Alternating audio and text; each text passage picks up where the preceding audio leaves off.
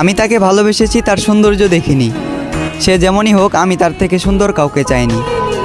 তার মুখ থেকে ভালোবাসার কথা শোনাটা ছিল আমার জীবনের শ্রেষ্ঠ উপহার।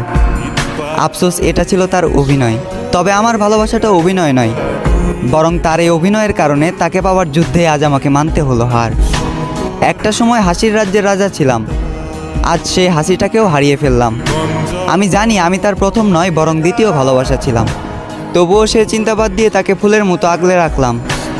আফসোস, সে ফুলের কাঁটাতেই আমার জীবন গেল, যে ফুলটা একটা সময় আমাকেও ভালোবাসার কথা বলেছিল। খারাপ তো তখনই লাগলো যখন দেখলাম চোখের সামনে অতি আপন মানুষটা হয়ে গেল পর। চোখ দিয়ে ঝরলো বৃষ্টি, বুক দিয়ে বয়ে গেল কালবৈশাখী ঝড়।